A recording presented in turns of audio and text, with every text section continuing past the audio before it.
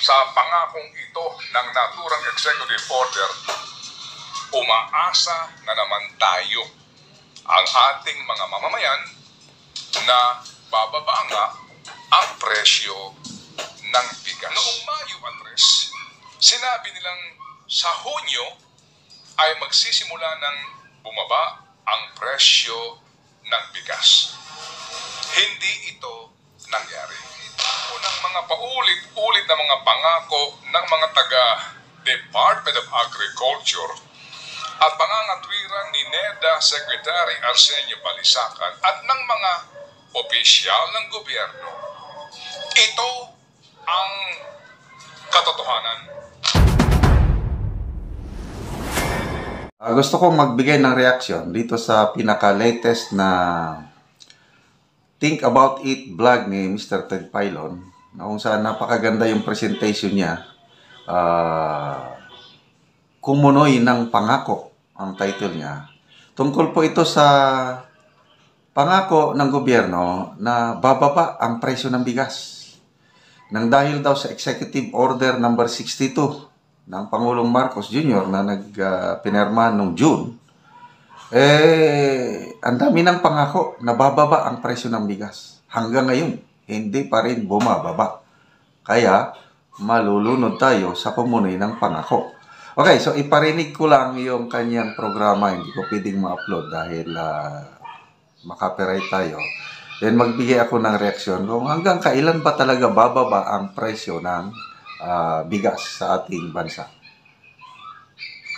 Sa pangakong ito ng naturang executive order, umaasa na naman tayo ang ating mga mamamayan na bababa nga ang presyo ng bigas. At dahil hindi ito nangyayari, tignan nyo ang litanya ng pangako ni Secretary Francisco Chu Laurel at ng Department of Agriculture kung kailan mararamdaman ng mga Pilipino ang pagbaba sa presyo ng bigas. Noong Mayo, Andres, sinabi nilang sa Hunyo ay magsisimula ng bumaba ang presyo ng bigas. Hindi ito nangyari. Noong July 19, sinabi na naman po ng DA na bababa ang presyo ng bigas sa buwan ng Agosto. Hindi ito nangyari. Noong pong August 15, sinabi na naman ni Secretary Chu Laurel na mararamdaman ang epekto ng Executive Order number 62 sa buwan ng Oktubre. At dahil mukhang hindi ito mangyayari, may bago na naman siyang pangako nito lamang September 18. Malamang daw na magkakaroon ng malakihang pagbaba sa presyo ng bigas sa Enero 2025. At para ho naman madampian ng katwiran kung bakit talagang hindi natin maramdaman ang sinasabi pong magandang epekto ng executive order na ito, sinisisi naman ngayon ng DA ang umano'y tone-toneladang imported rice na nakatenga lamang daw sa mga pantalan bilang dahilan kung bakit hindi pa rin bumababa ang presyo ng bigas. Umalma rito ang Philippine Ports Authority. Ika ng PPA, sinasadya ng mga rice importers na hindi kunin sa pantalan ang kanilang mga container habang naghihintay daw sa lalo pang pagtaas sa presyo ng bigas. Bagay na kinontra ho naman ng Bureau of Customs.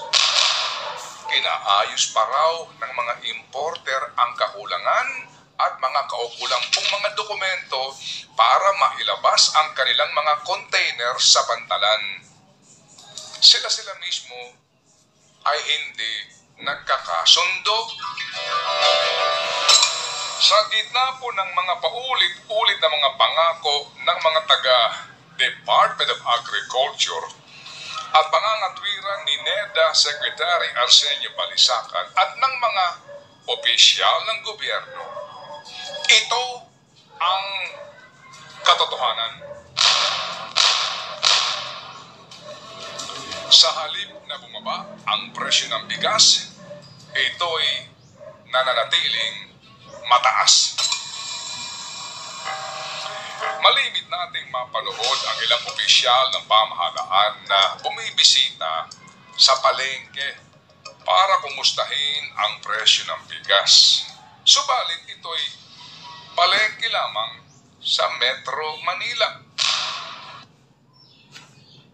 Okay, so kumusta ang presyo ng bigas sa inyong lugar? Kasi iba-ibang region, iba-ibang presyo.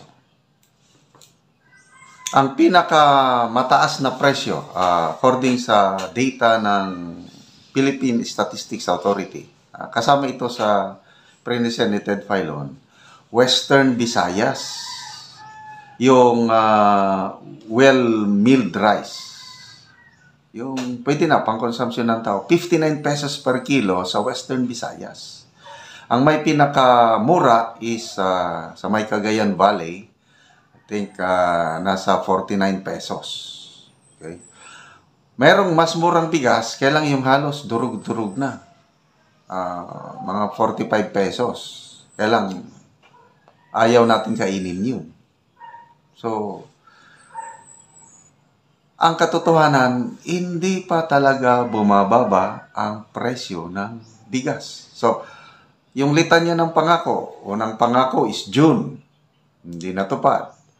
Tapos, next na pangako, August, this year, bababa, wala pa rin. Next na pangako, October.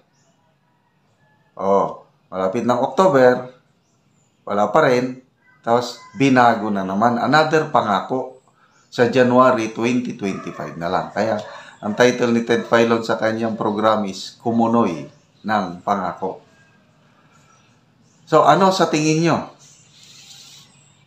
Mabisa ba itong Executive Order 62 na ito na binabaan ang tarifa ng imported rice at bababa daw ng 7 pesos per kilo ang presyo ng bigas sa bansa? Maniniwala ba kayo doon? Asahan nyo ba na by January 2025, bababa ng 7 pesos per kilo ang bigas? Bili natin. Sana nga. Sana. Ang laking tulong yan. Dami mo nang mabibili yung 7 pesos na titipid mo sa isang kilong bigas. Kaya lang, napakaganda ang paliwanag ni Ted Filon na hindi assurance yung ibinaba mo ang taripa ng imported rice, nabababa na rin ang presyo ng bigas. Bakit? Paiba-iba ang presyo ng global world market. Yung bibili ka sa labas, paiba-iba. Paiba-iba ang exchange rate ng US dollar, peso. Paiba-iba ang panahon. Kung mabagyo, matagal ang biyahe, mas malaki ang shipping cost. Ano pa? Yun, yung presentation ni Ted Filon, maganda. Ang rice needs natin is halos 86%, sabi niya, locally produced rice. Dito nang gagaling ang 86%. 14% lang ang imported. Mahal ang bigas sa atin dahil mahal ang inputs. So, yung 14% na imported rice, hindi niya ma-influensya o maapektuhan ang presyo ng locally produced rice kasi mahal na ang gastos ng mga farmers.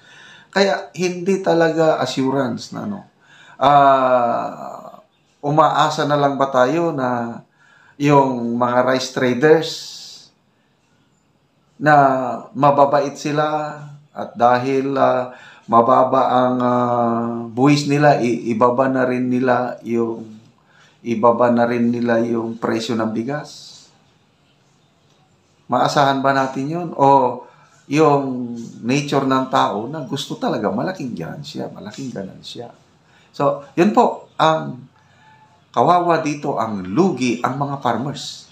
Kasi yung rice traders, mas gusto niya na mag-import na lang ng, example, mura ang world market. Doon na lang ako mag-import.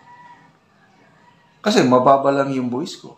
Kailang yung benta ko, depende na. Hindi assurance na ibaba ko.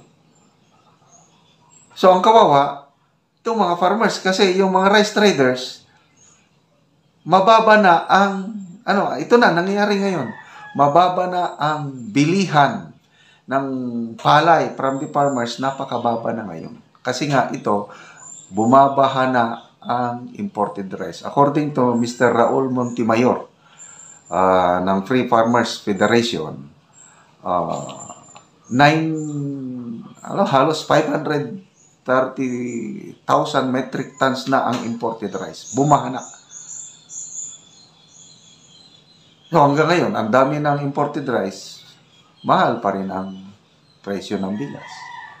Kaya, I don't know kung maaasahan pa ba natin yung pangako ng DA na by January 2025, bababa na ng 7 pesos ang per kilo ng bigas.